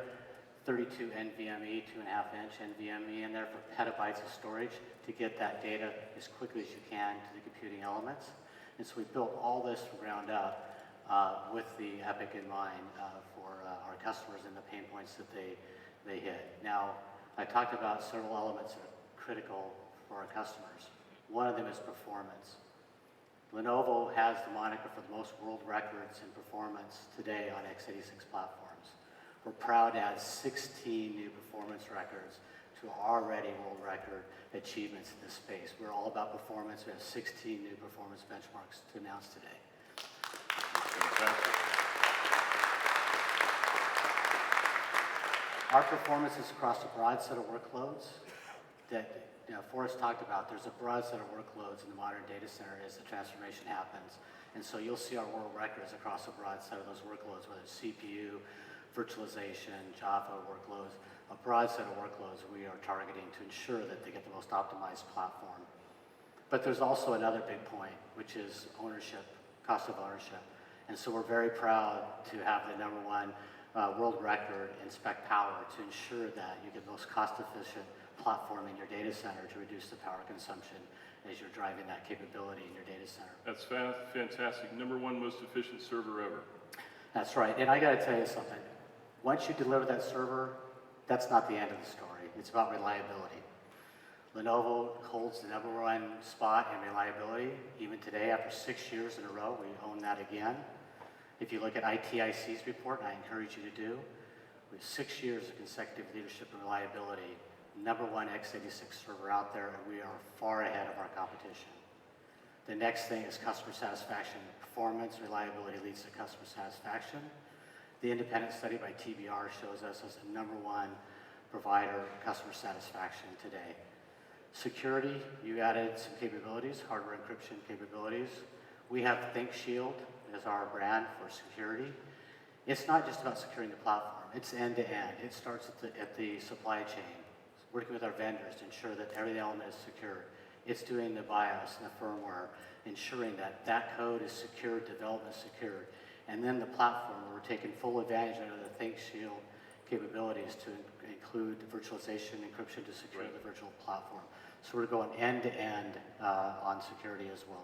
That's fantastic. And I know you've already been working with customers with these systems.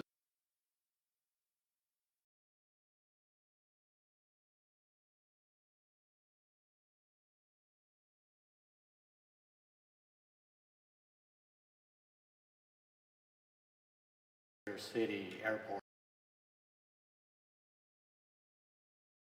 Pivot 3 for years to ensure that they could deliver the most robust solution, solving the pain points they have and delivering their capability. Imagine 4K videos, thousands of cameras streaming in. They need the large storage. They need fast access to that data to compute on it. They need access to the 6 GPUs that we can put into the box to compute on that, to deliver that value. And so all those pain points I talked about end-to-end, Pivot 3 is actually utilizing those capabilities today. They're in the showcase. I'm telling you, I've seen this demonstration when I was in Barcelona. It is phenomenal. I tell you, you would not believe what they can do with the video surveillance capabilities. I encourage you to go out and look at that. Yeah, definitely check it out. It's something to see. But you've got another customer you wanted to talk about as well. That's right. We've worked for a long time with our customer, AI. They are a leader in network intelligence and security. They are utilizing all the capabilities to solve those pain points that we deliver a solution together to ensure that they deliver the best value for their customers. So let's hear it from them.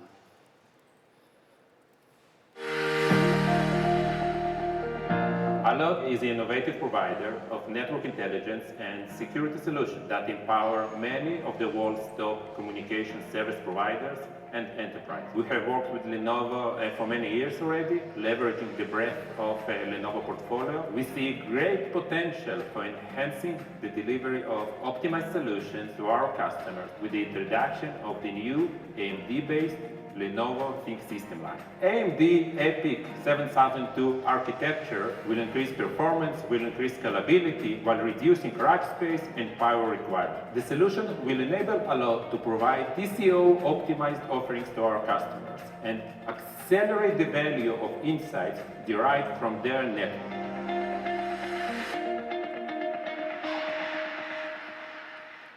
So really, as you can see, working with our ThinkSystem capabilities, number one performance, 5.9 reliabilities, customer satisfaction, security, and TCO, partnering with AMD, we're delivering that capability in these new platforms. That's fantastic. And both of them, both of those cases, I think, really also highlight the importance of PCIe Gen 4 and what flows from that. We utilize all those capabilities. We're packing in all the performance we can. This platform, both these platforms are shipping this month. They'll be delivered in the traditional way we do. We're a channel-first company. If you don't know what that is, look it up. We're all about partnering with our channel and ensuring that we have the best partner for our channel, as well as we have a model. It's not the traditional leasing model. It's called TrueScale. TrueScale actually is a much more innovative way to delivering that capability, where it actually looks at your usage, so you can provision a higher performance platform but only get charged when you use that peak value, maybe at the end of the month when you're closing books or whatever workload runs at peak times, you pay for it at that time and not when you're not using it. So it's a very innovative way of delivering our platform as well. Very cool, very innovative. Well, I got to tell you, thank you so much.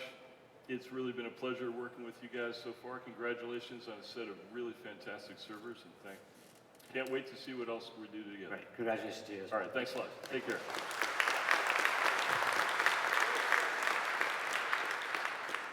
So lastly, I want to talk, before we talk about the stack, I want to talk about the last segment, which of course is cloud. And for cloud computing, it was one of our major targets for Epic from the beginning. If you think about it, we designed, we built a throughput machine par excellence that could deliver far more throughput to power a large number of virtual machines, containers, and instances. And it was all about offering performance and economics at scale. And so there's probably no one better to talk about that than one of our first partners on the cloud, which is Microsoft. And I'd like to invite Girish Bablani to the stage from Azure to talk a little bit about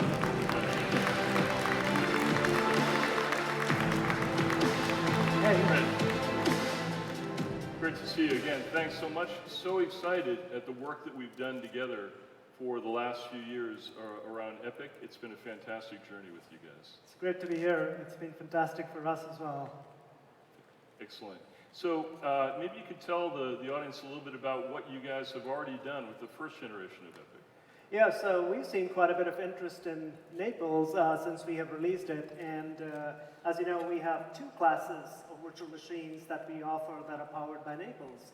The first is our LV2 instances that are basically dedicated towards storage workloads like databases, big data, etc., anything that needs lots of IOPS. And then the other one is our HB instances, which are high-performance computing instances.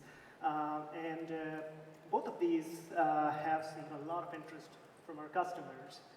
In particular, what we see with the HB series is really good performance and really good scalability numbers. So yeah, I've seen some of those numbers. They truly are epic. They are. So what we see in terms of performance is that we can take advantage of the 33% improved memory bandwidth that Naples offers, and that lets us do a much better job with some of the high-performance workloads, in particular computational fluid dynamics. So when we run the Fluent system scaled across 6,000 Naples cores, we see a 54x improvement over what we have. And if you look at the system and you compare it against a corresponding leading bare metal system, you get 24% better performance than that.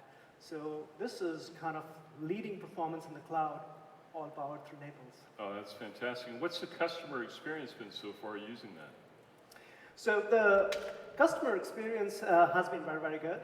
We got great feedback. And one particular customer I'll talk about is Rescale. So Rescale is one of the managed high-performance platform providers that build on top of our HB series, which is, of course, powered by Naples. And Rescale is focused on aerospace workloads, so fluid dynamics, material science, etc. And one of their customers is Aerion Supersonic. And Aerion Supersonic uses the HB platform to actually design supersonic jet engines, which are going to be running on 100% biofuel. That's pretty cool. I would hope that they would have their partners participate in some of the demo flights. Did you see the jet park outside? Hey, but so that's super exciting, real-world examples. But tell me, you guys have been evaluating Rome for a while. Tell us, what's your experience or what's your thinking so far on Rome? So we are very, very happy with Rome. So some of our preliminary numbers that we have seen on Rome, we see 100% improvement in our HPC workloads compared to Naples. So twice of what we already see with Naples, which means our customers can run even bigger and more performant workloads when they will be moving to the system. That's truly remarkable. That's great scaling from second generation. Right. Anyway, so we have three announcements. Three announcements. Okay. Three announcements of how we're going to be using Rome. So the very first one is we're going to be announcing our next generation of HPC, which is called HBV2. So it's going to feature 120 Rome CPUs, which are mated with a 200 gigabyte InfiniBand, which is the first time in the cloud. So, and this is thanks to the PCIe 4.0 support that Rome offers. So this is HBV2 that we're announcing. We're also announcing what we can call an AMD Square offering. This is our virtual desktop offering, which is going to be Rome paired up with a Radeon MI25, so you can run Windows virtual desktops on this system. High performance VDI, A plus A, AMD plus AMD solution. That's fantastic. But Yeah. you did, I think you said you had 3 announcements. Yes, we do. So the third one is our general purpose. And so our general purpose series is the D and the E. So we are announcing DA and EA V3, which are going to be our general purpose systems based on Rome. And these systems actually are available for preview today as we speak. Fantastic. And I think you're demonstrating all 3 of these upstairs. Yes, we are. So they're going to be in the transformation zone, and we're also opening up the virtual desktop as well as the HPV2 for signups. So all of that's happening today. Oh, that's fantastic. That's fantastic. So one of the fastest routes to Rome is with Azure. It is indeed. Thank you so much. Thank you. Fantastic work. Thank you. So definitely check it out upstairs. So look, across the board, from cloud through enterprise to HPC, Epyc truly offers workload performance leadership, delivering better results, faster results, better TCO, which is just fantastic. It's what we aim to do. And we're delivering that to the end users through a set of partnerships across the board, from systems to the operating system, from IHVs to the software developers who provide the apps that so many customers need. We've had exceptional partnerships, we've had exceptional support, and we thank particularly everybody from our partner community in the room. Thank you so much for helping us get day one support, not just support, optimized support for second generation Epyc ready to go. Thank you very much.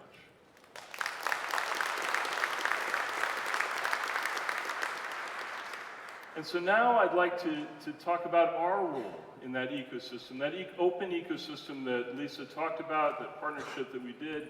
Our role is to provide a simple way for folks to consume this power, to see the advantages of second generation Epyc. And so we have a very simple, straightforward stack. Customers can choose the level of performance they want, the number of cores that they need for their application or workload, and procure that. No other compromises are entailed. Because with the Epyc stack, all features are included in every Epyc processor. The full set of reliability features, the full set of security features, the highest memory speed available in a modern server, 128 or more lanes of PCIe Gen 4, and leadership security features. Every customer gets it all.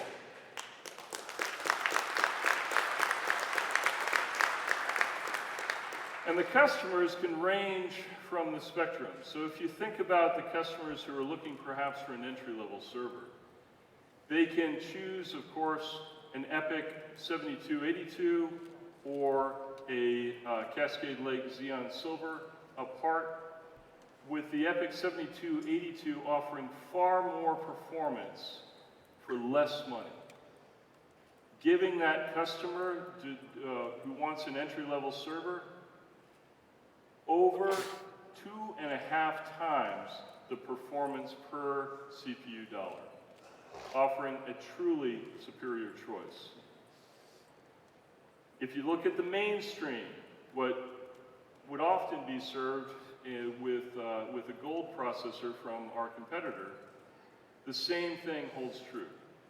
With Epyc, a mainstream 7452 part delivers substantially higher performance than the Xeon Gold at roughly the same price point, delivering 2x the performance per dollar for your mainstream workload.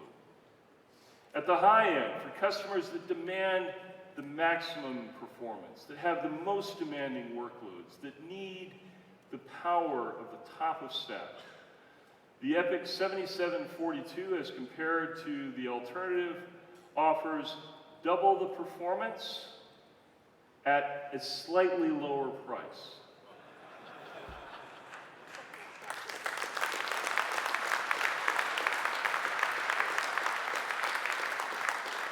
or as we like to say, high performance at a fair price. And so that translates into, I'm sure you've already done the math, 4 times the performance per dollar for people looking for high performance.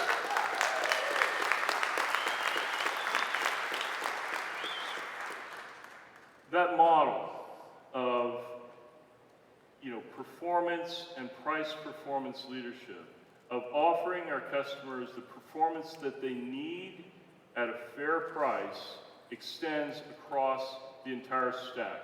If you look at the dual socket configurations of EPYC matched against the representative competitive choices, I think you can clearly see, first off, that the EPYC processors, second generation EPYC processors that roam, kicks ass!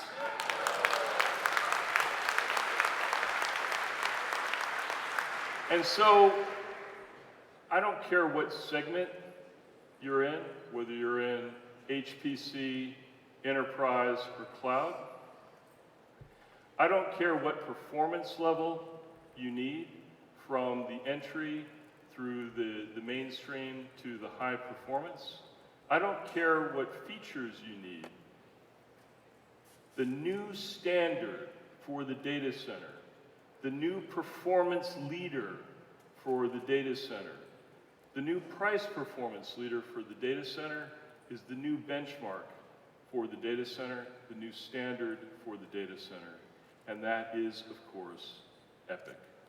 And with that, thank you very much. I'd like to invite Lisa back to close.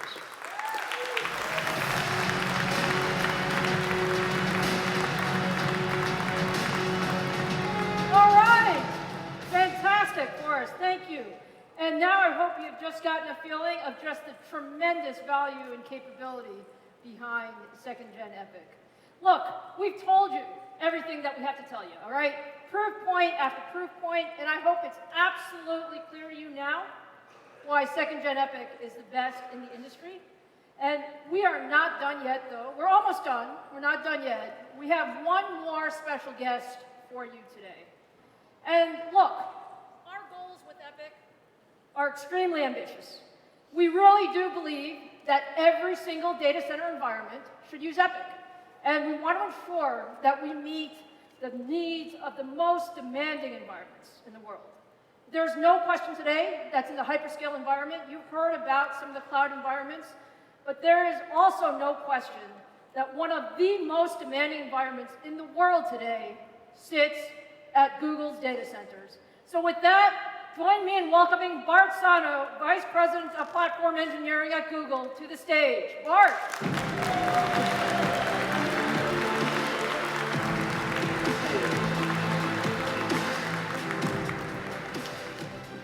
Welcome, Bart. Thank you so much for joining us today. Well, thank you very much, and congratulations to you and the team. And I've been hearing excited all day Are we just a little bit excited? Well, you're excited today, but I got to tell you, I'm feeling even more than just excited. I'm feeling epic. So just today, I'm feeling epic, and I just would like you to know that. Oh, I love it. Look, Bart, you and your team are legendary, okay? I mean legendary in the data center environment. Everybody knows you drive the hardest data center environment, the most innovation. You're known for the last drop of performance. So can you tell us a little bit about your demands in the data center? Absolutely, that's very kind of you. Well, you know that Google operates data centers around the world. In these data centers, we're running some of the most demanding hyperscaler applications and web properties. These workloads need to run fast to meet our users' expectations. They also require scalability and throughput to address the billions of users we have across the globe. But most importantly, they have to deliver superior total cost of ownership to be affordable. So what we do is that we have to optimize across the entire stack, across many dimensions, starting from the data center design to the hardware systems that we work together, all the way through to the system software, through the application. And it's the reason why we chose EPYC. Well, we really appreciate that. You know, Bart, AMD and Google have also had a long history together.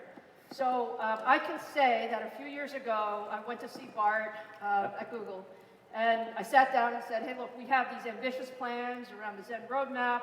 I'm going to build this multi-generational roadmap. I want you to use our processors in the data center. And you were tough. You told me you needed the best of the best in performance. And I knew you would push us, and you pushed us. I'd love for you to share a little bit about the collaboration. Well, of course. I remember that meeting quite well, and I feel like it was sort of a tough conversation, but it was, you know, it was candid critique is really what it was. But I think what people need to understand is that that produces, through our collaboration, some of the most important technologies that help Google scale not only up in the capabilities per server, but out in the number of servers per cluster. So, you know, what's interesting is that those technologies that you provided, AMD provided us in that time, has culminated into Google's first 4-socket server, and really is our millionth server for over a decade ago. And really that shows, I think, the history that we have with AMD, our commitment to each other. And we chose AMD's platform at that time for many of the same reasons that we're here today. No, look, we really appreciate that. And, you know, when you really talk about the collaboration and how you pushed us and really worked with us to achieve the performance on Rome, you know, we set out to meet and try to exceed your expectations. And frankly, we wanted you to be one of the first to deploy Rome in a production data center environment. So can you tell us where you are in your deployments and what you're seeing with Rome? Certainly. And you know, that collaboration that we have, I think, is very important for us to innovate. And I greatly appreciate that. And what we really, today, what we're very happy to announce is that Google has already deployed within our data centers, in a production data center environment, the Epyc second generation technology. So, you know, we're really seeing, the great thing is that we're already seeing some great performance on a variety of workloads. And I attribute that to several architectural features that actually Mark had alluded to before. Some of those are the high core count and therefore thread count, the shared high performance memory architecture, and also your Gen 4 PCIe complex, which helps us scale and also integrate our own accelerators in an efficient manner. No, look, I am very happy to confirm that Google was the first to deploy Rome in a production data center environment. So does that sound exciting, guys?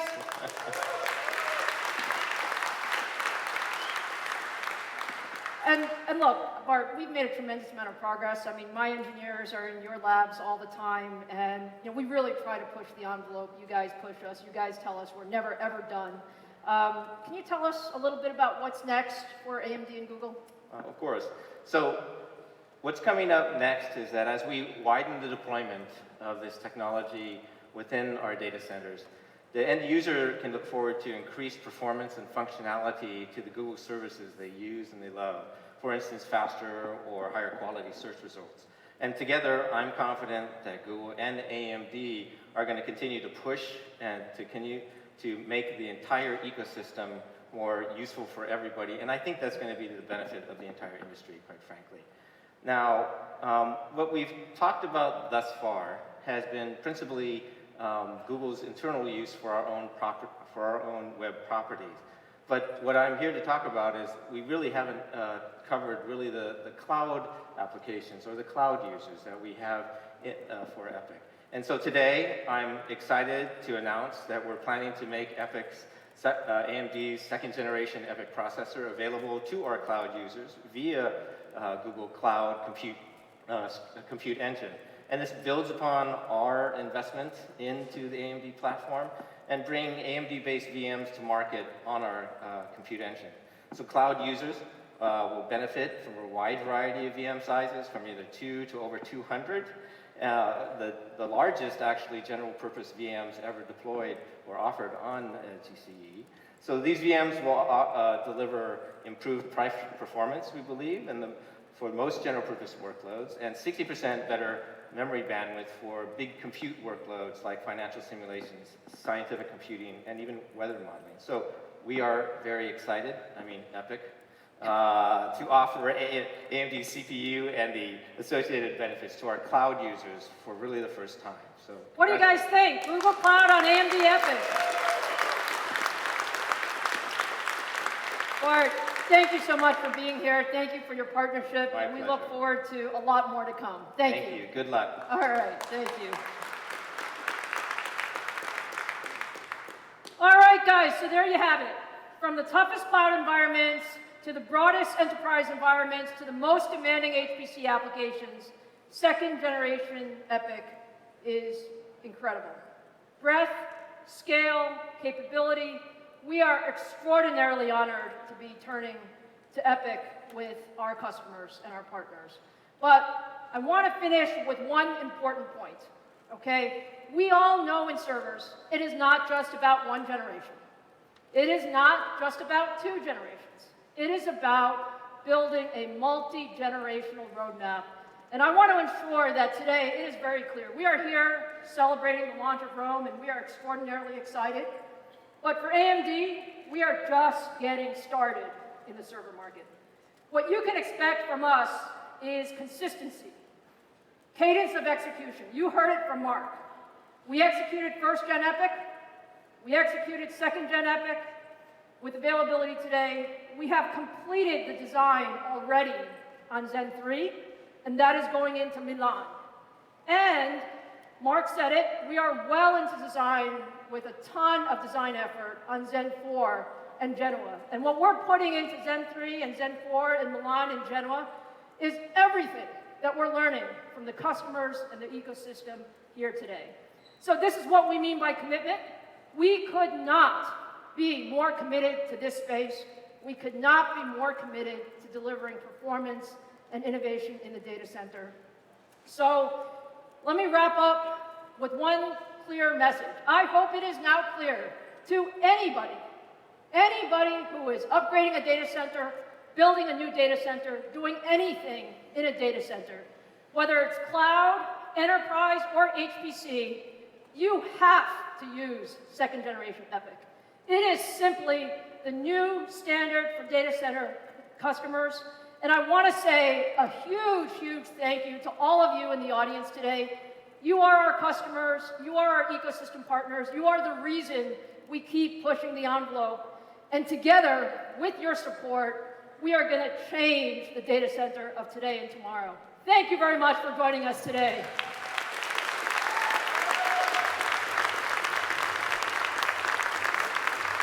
Thanks for joining our Epic Horizon event. Please proceed to your respective breakout rooms. And remember to visit the Transformation Zone and our partner gallery. Check out the demos. Thanks for coming.